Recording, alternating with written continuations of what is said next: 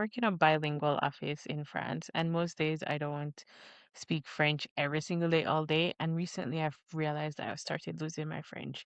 And so I've been practicing again French.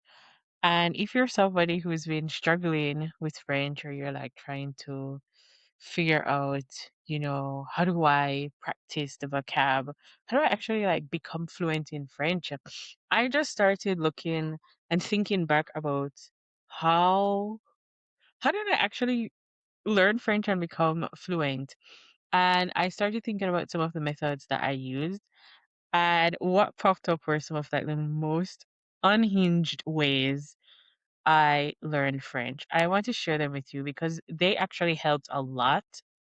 And if you're struggling with French, with the language, with the pronunciation, vocab, the tenses, sometimes that can be a lot like challenging or difficult for you. Um, I want to share a couple of the unhinged ways I learned French. And the first one is well, so first of all, I before I even get into like the unhinged ways, I want to like really kind of clarify that I'm living in France right now. And like I said, I speak it's a bilingual office. So I'm in HR. My team is well actually my team is trilingual. So we are an Italian, an English, like a Jamaican me speaking English, and a French person. And so the default like common language is English, but we also like speak French and it's a French company, so we have lots of other French speakers. And so we do end up speaking lots of French. And so I am fluent in French. And so sometimes I will start off conversations in English and them in French, and vice versa. It's also like a different thing. Having bilingual conversations is also like quite a different experience as opposed to just speaking 100% in English or 100% in French. And I think that has like me just being accustomed to like switching and flipping between the two languages is kind of like affecting how like my comfort or my ease in speaking only French for a long period of time. It will only take like more practice. And so this is what I've been doing, like getting back into the whole practice of like speaking French, right? And back in the day when I moved to France, like the first couple of times, so I had a general understanding of like written French because I had done some French in high school, but it really did not count because there was like almost a 10-year gap between the last time I studied or interacted with French in like a meaningful way and when I moved to France. And so I had to like learn really quick. So like my first unhinged thing that I did was when I moved to France. For like the first year or two, I barely had English speaking friends. Like maybe I had less than five. And it wasn't because I wasn't around wasn't around English speakers. There was a strong international community. Where I was in the south in Toulouse, and Toulouse is like a really great I think cosmopolitan place is not as big as Paris, but you have Airbus that's there, and so they bring a large international crowd of English speakers, and then you also have quite a few um universities in Toulouse as well. So there's just a lot of English speakers in Toulouse historically. And then I also arrived in France as an English teaching assistant, right? And so we also had like a community of English teachers. And so it's not that French English was not available to me. It was quite available. I refused because my goal was to learn French as quickly as possible. And like literally, if you were gonna like talk to me in in English, we could not be friends. So like, for the first year or two, no, There no English speaker, none. Mm-mm. Like I had two really good friends who one was she was Irish. She is Irish. Um However, we were quite like interested in learning French. But then we also like vibed really well together. So we did like our own mix of like English, French, or we'd also like try to interact in French immersion spaces and experience. And so she was kind of like the only person that I like hung around who where, we would speak English sometimes together, but otherwise we would just be interacting with in French all the time. First thing. So if you want, I think the point I'm getting at is that immersion is really, really important for um language learning. And you just have to surround yourself as much as you can in the language. And so when I arrived in France, I got really comfortable with discomfort. And so if you want to move to France, I think you have to also get comfortable with the discomfort of not being able to navigate spaces in a language that you're comfortable with, and getting comfortable with not being able to express yourself as much as you'd like. It can get really, really um stressful. And sometimes you feel like really dumb. You're like, I'm a smart person. Why can I only speak like a 5-year old? What's going on? It really is it really can be quite a trigger of many things. So like the first couple of times, especially like you're dealing with different accents and languages, accents and intonations and different ways of speaking. And so in the south of France, for example, like there is the Toulousain accent. Toulousain, the Toulousain accent is Toulousain accent, right? And it's very different from what you'd hear in media or like in your English listening classes. um the accent is quite different. So for example, let's do like endings that are like they kind of have like an sound to it. So instead of saying Toulousain, you're Toulousain. And um vingt, which is 20s bang. And so there is like a lot of those kind of like sounds in the accent in Toulouse. And when I arrived, it would just be like the accent would just, you know, s- I was just going to say so. This is French.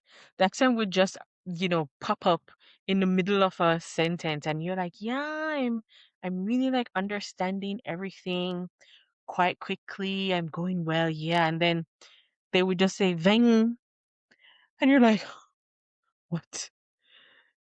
And I would just feel so lost in the middle of a conversation, and it really affected my confidence for a while. For like the first 3 to 6 months, it was just like, am I stupid? Why can I not um understand what's going on? I was going so well. This is the part of the conversation that I should know. Like, this is an easy word. I know this is an easy word, but why do I not understand this easy word? So this was like my first like experience. And so what I really did to get around that was just like, okay, I have to immerse myself completely in French. And so yeah, like my first year or two, I had no English speaking friends, barely any. That was like the first unhinged thing that I did, because looking back, I think um you might yeah, you might feel a bit more comfortable and settled if you have like certain familiarities, but somehow around you when you move to France and when you move abroad for the first time, but somehow this was not like a thing that I needed. So get rid of all your friends. Speaking of immersion, the other thing that I did, which was Unhinged way that I learned French, and this one is wild, wild. In order for me to learn French, I went to the extreme with listening. And I think listening is, in fact, one of the most underrated tools or skills that people ignore in language learning. And it's really, really important, especially if you want to improve your speaking.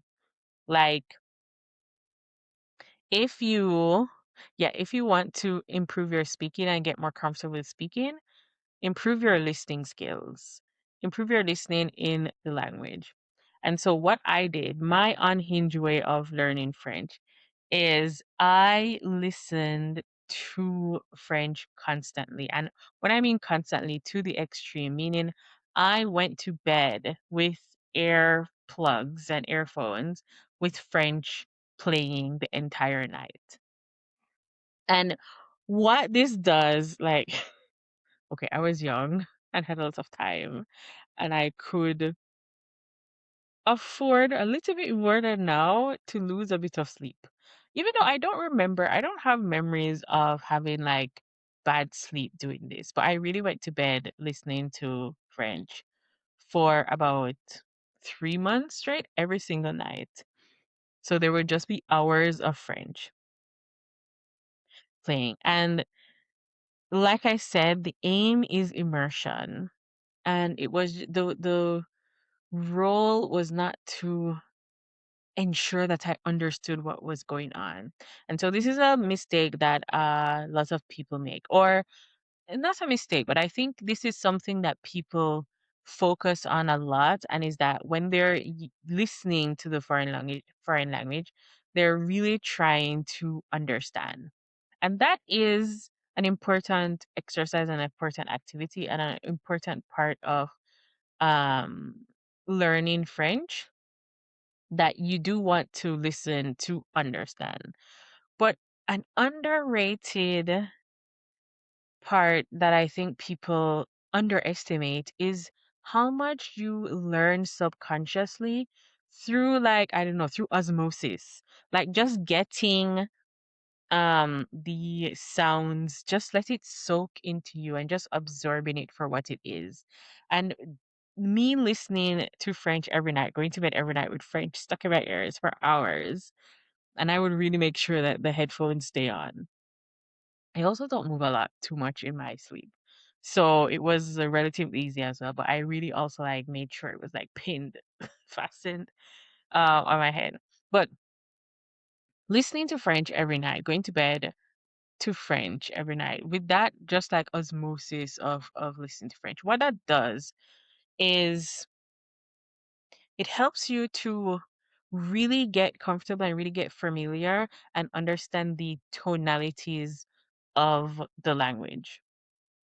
And so you get better with the flow of the language, and which is really important for speaking, because many people in my experience, even like clients that I've worked with, they tend to feel uncomfortable or awkward around the way that they speak, or they can't get like, they feel like they can't get the pronunciation. And really, part of the pronunciation is about the flow of the language, and how it you're speaking it in terms of the intonations and the liaison, and how one word connects to the other.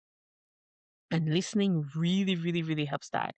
Because when you're just listening in an immersive way, just for listening's sake, just to soak up the language, what your brain is picking up and recognizing is the patterns in the speech.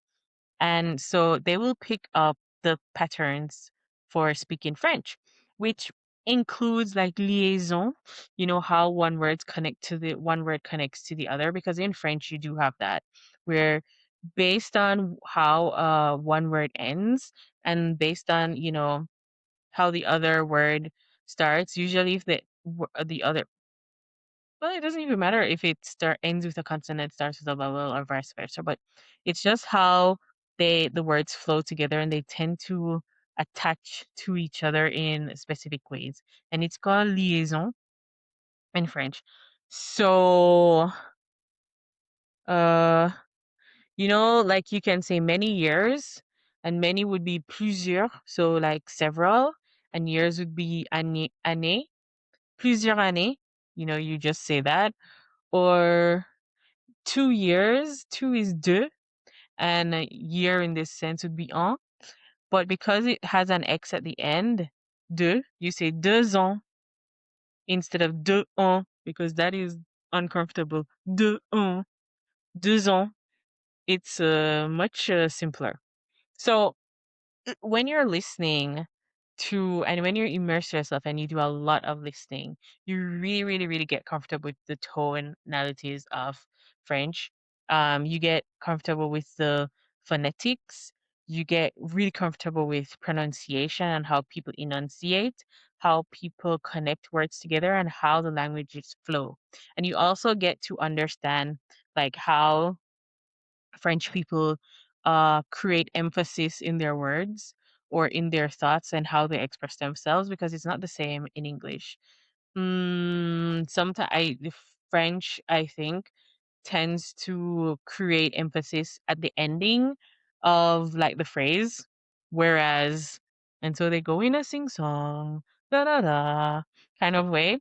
Whereas in English, it depends on the word, like the main word in the sentence. And so we'll emphasize that. And usually we go higher or, like more forceful on the word that we're trying to emphasize, like this. Whereas in French, it would be just more emphasizing the sentence itself and it kind of like goes down a pitch at the end. So I, yes, I really, really did for 3 months listen to French every single night while I slept. And it really helped me to break down. At first, all I could hear was bonjour, au revoir, allez, monsieur, s'il vous plaît. Like I just heard a string of sounds. And by the end of 3 months, I could hear distinct words. Bonjour, je voudrais aller à la banque. Instead of bonjour, je voudrais aller à la banque. You know, instead of just like I would hear the distinct words by by the 3 months or like few weeks in it. It did not take all of 3 months to do that. But and what that happened is I also, started like I keep hearing bonjour, bonjour at the start of every sentence. What does bonjour mean? Of course I know what bonjour mean. But what does that mean? And so I would start, like picking out different words that I keep hearing all the time. And then that helps me to build like my vocabulary. And it would help me to understand when the placements of these words would happen. And so it also created like scenarios for me each time. But going to bed with French, I will admit that this is an extreme way to immerse yourself in the French language. But going to bed and sleeping throughout the night with French playing through headphones was one of the most unhinged but best ways I learned French. Hands down, I would do it again, and I recommend that you try it at least for 3 weeks. But like I said, listen if you want to improve your speaking, listen a lot in French. Mm, How would I place? I'm thinking, how would I place like um how would I place like the language difficult like the skills, so there are four main skills of language learning. So you have the speaking skills, writing skills, reading skills, listening skills, right? And in for French, I would say reading might be the easiest first skill to learn, then writing. And then I would put speaking as third and listening as the hardest skill. that might surprise you, right? I think many people think that speaking a language is the hardest skill, but I disagree. I think it's listening, because many times we arrive at being able to like express ourselves, if it's even for like a few sentences. Like, we'll have an idea of what we want to say, but um what might get you like confused, or what might get you flustered, is when the person responds back to you and you're like, what?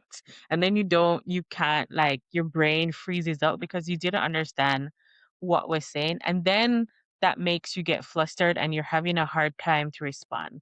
And I think people may think that this is because they don't know how to speak French. And for me, this is more a listening skill than it is a speaking skill. And that's why I think listening is harder, because I don't think people spend enough time on it when they're trying to learn French. And so you have to listen. Also, the French are not very known for slowing down. And while I do speak fast, a lot of it is also about the liaison that I spoke about earlier and the way the words connect. And sometimes it sounds like just one thing kind of being meshed together, like ah, or maybe like flowing like so. And it sounds like they're going really, really fast when it's just really like the liaison is making it really simpler to flow from one word into the next. And But in my experience, though, you will ask them to slow down and they will start out slow and then they'll just speed right up like, and you're just like, guys, I asked to speak slow and I don't think they really notice. And so that was also like one of the words that I learned first, like the phrase that I learned. And this was also another unhinged way that I learned French. Like, I had no shame. My goal, and this is like side note, but do not have any shame in learning French. Like, you're learning a foreign language. There is no shame to this. And don't get caught up in like trying to be perfect and to have the perfect pronunciation or the perfect vocabulary or whatever. Like, remember that the goal is to be understood. And so for me, I just had no shame. My goal was to be understood and to understand. And so if you understood what I said when I said, you know, um, uh, a bracelet, if I'm trying to find the word for bracelet and I'm like, oh, the hand chain.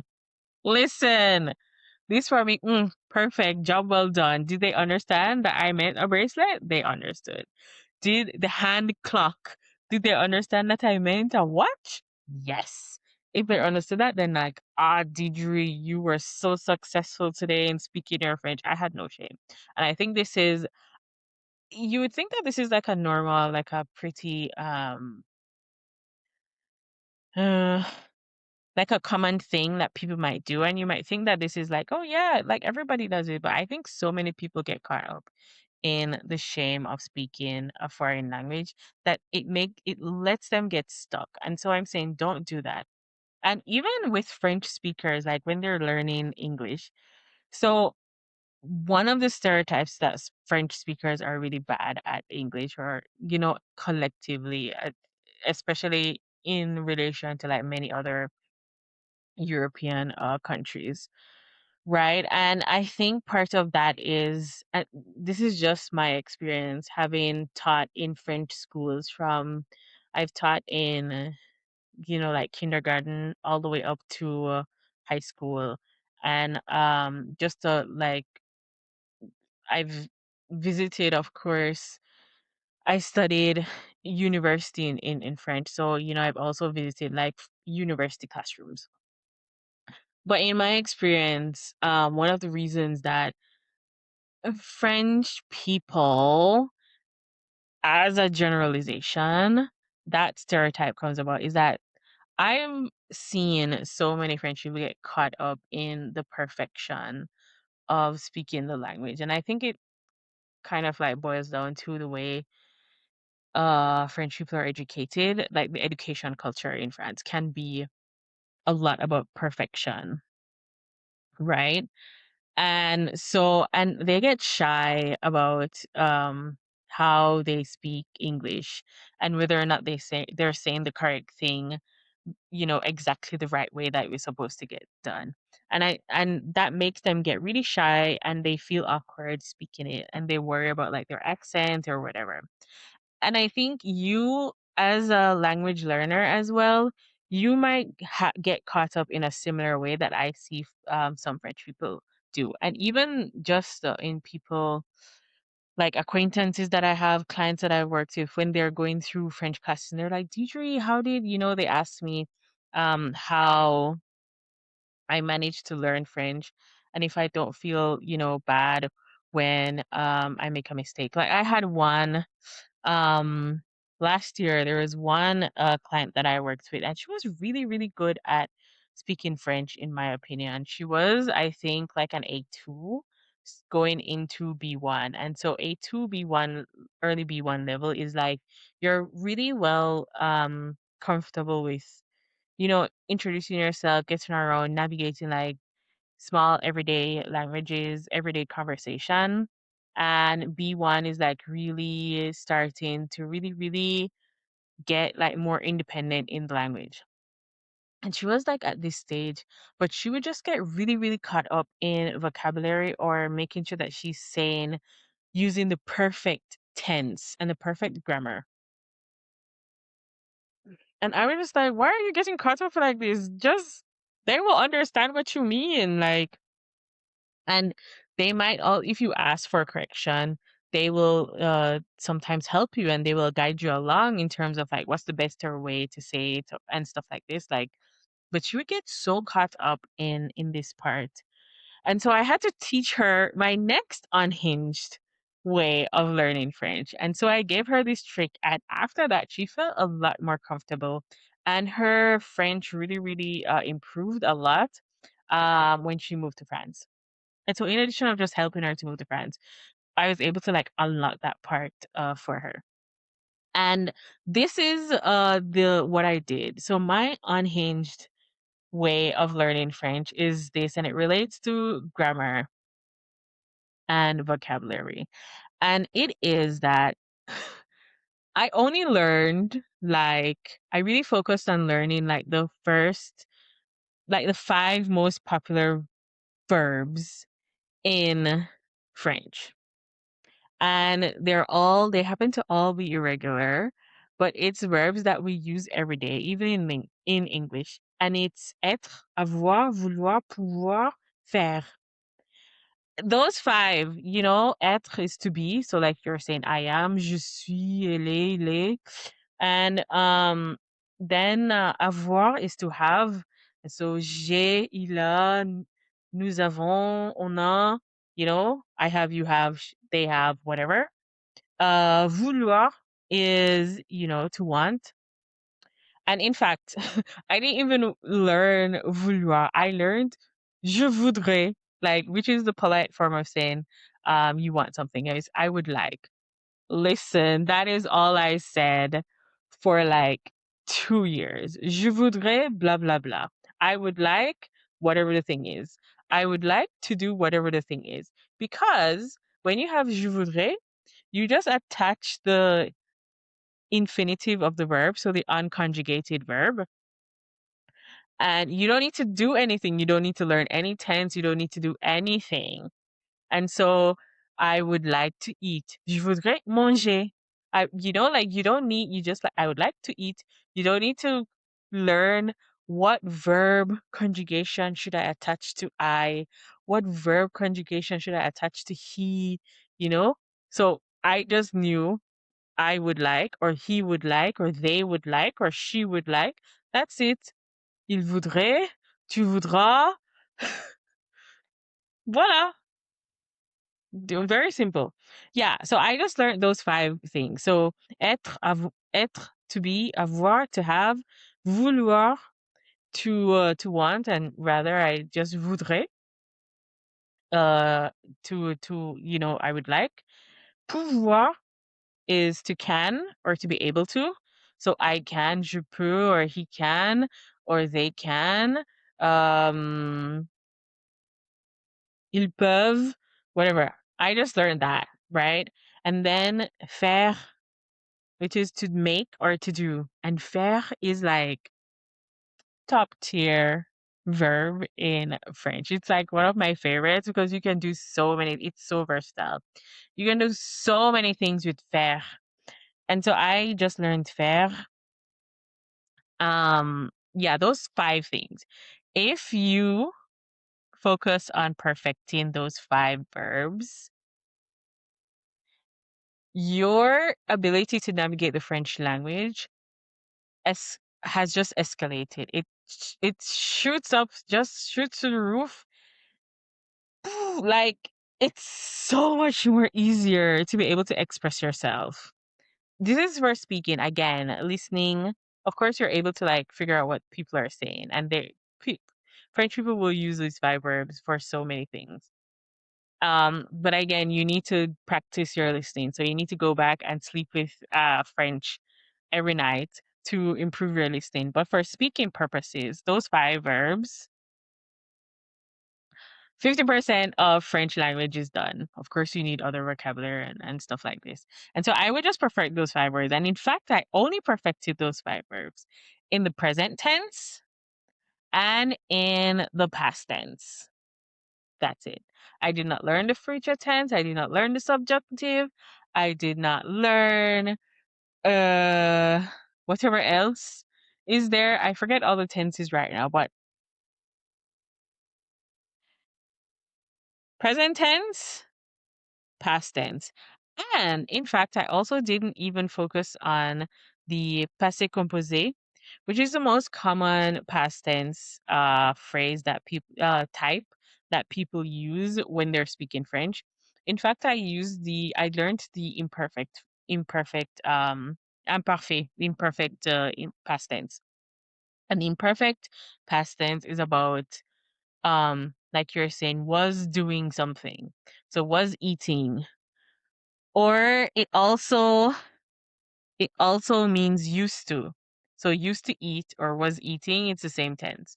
And I found that in the way that I expressed myself, or in the way that I expressed myself in English, and the way that I wanted to express myself in French, the imperfect was a much easier skill and trick or hack to use than the passé composé. And passé composé is, well, it's not a simple past because there is an actual simple past tense.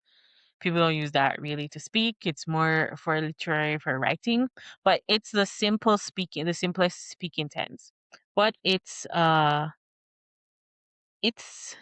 it's like a composé, so it's a combination verb. It has two parts. And so you have to use the verb avoir, to have, but and then you use the past tense, the passé composé form of the verb to create the past tense together. So it's like you said, I have ate, or I have eaten. It's kind of like this. But again, it's two ways. So it's two things to learn. First, you need to understand all of the avoir conjugations that you need for all of the pronouns. And for which is just one thing that you need to learn. And then you need to learn the past tense, the passé composé, the ending to attach to the avoir conjugation. Do you see how many things? Whereas for the imperfect tense, you only need to learn the imperfect endings, which is just six or seven. Je, tu, il est, les, nous, vous, ils sont. Oh yeah, six. You just need to learn six endings. And that creates past tense. You can say, I was eating, or I used to eat. This is past tense. I only learned those two things. Future tense, imperfect. I focused on that for literally like 2 years. They're like, "Oh, did you? Your French is so good." So I taught my client this, and I'm sharing that skill with you. The five popular verbs: être, avoir, vouloir, pouvoir, faire. And you just need to know those in present tense, past tense. If for you the passé composé is easier, then learn that. Or you might go my route and just learn the imperfect. Just focus on those two and you're able to speak. You might be like, but Diedre, what about the future tense? Aller, to go. Oh, yes, aller. You need to know aller as well as a verb. So it's six, top six. You just used to go, you know? I am going to eat. That's future tense. Aller plus the verb makes future, what's that? Future simple? I forgot the name of what they call that tense right now. I think it's future simple, but I may be wrong. Don't quote me on that, what tense that is. But you have aller plus to go plus the verb. Aller manger, going to eat. Aller, aller étudier, going to study. Aller, aller choisir, going to choose. This is future tense. I think it's future tense, but this is a future tense. So I'm just like, I don't need to learn what, the future tense, going to choose. Je choisirai. I don't need to learn this right now. I just need to know. I already know aller because it's, let's include aller. I forget this one. These are the top six. So it's être, avoir, pouvoir, vouloir, faire, aller. These six. I apologize.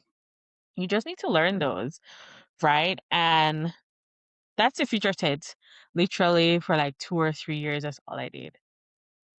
And then I just boosted like my vocabulary because you do have to learn vocabulary. You have to study. You have to like know what things are. You can't just only know verbs. Like you need to know nouns and stuff. You need to know what to call things. And then lastly, faire. Faire is like one of my favorite verbs. Like I said, it's so versatile because you say faire and you attach a noun to it. And French has a wonderful way of turning that into a verb for many things. And so, like, you have house, which is la maison.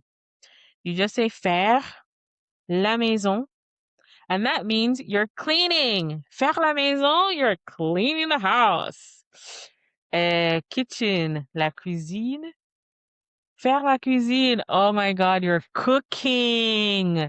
So I would just attach like nouns to faire, and that would just be like a whole new verb. It's kind of like, it's nothing like phrasal verbs in English, but it just kind of like reminds me a little bit of that. And so I would just focus on doing this. So I already knew how to conjugate faire in present tense and in past tense. And so I would just attach a noun to it, and that would be my new verb when I couldn't figure out what was going on. Yeah, that was it. Faire les cheveux, you're combing your hair, you're doing your hair. Easy peasy. So I think like those are like the three biggest unhinged. They're unhinged, right? Can you imagine just going around for like 2 or 3 years, only one listening to French late at night, every single night, only speaking to French speakers because English speakers do not, no entry allowed. English speakers, like I just would not talk to them. Imagine just doing that. And also only like using like six verbs for your like whole vocabulary, and in only two tenses, like for 2 years. Like the first year or two, I really did this. And what that did was really helped me to gain independence and also confidence in my language speaking skills because it would really, remove some of the shame, remove some of the awkwardness, remove some of the reservations that I might have, removed like, the difficulties that I would feel about or anxieties that I would feel about navigating certain spaces by myself, going to doctor's appointments, going to, you know, the bank, handling taxes, um, and things like this. It really reduced a lot of the anxieties around that because I could confidently express myself in these ways. And then because I was absorbing so much French, because I was sleeping with French in my ears every night, like I really got a lot more comfortable with speaking, with hearing the tones of French. And so I was really able to pick out the words that, the faire, the verbs that I knew. I'm like, she's using this verb that I know. It really, really helped. And then again, if I'm only speaking with French speakers at almost exclusively, then it means that I am forced to practice as well. And when you go around speaking with each French person has like their own way of speaking, the same as each English speaker has like their own way of speaking or whatever your language is. You have your own little habits or little quirks, things that are like intrinsic to you, even if you're a native speaker and we're all speaking the same language, we're not doing it exactly in the same way. And it's the same for a French speaker.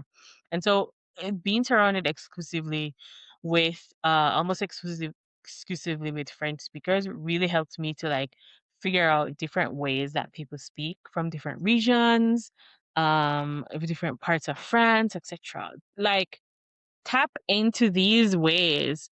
I will promise you, come back and tell me, practice it for like a month. 30 days of these practice and tell me how much your French has improved and tell me if you were not feeling way more confident about your move to France. Guaranteed, you will have so much more confidence about your move to France because of these unhinged language hacks. That's it for me. I'm Diedre, and I help you move to France to build a life that you want because you deserve it. And if feel free to work with me one on one with your France blueprint to solidify and start out your move to France because that's what I'm here for. See you next time. Ciao.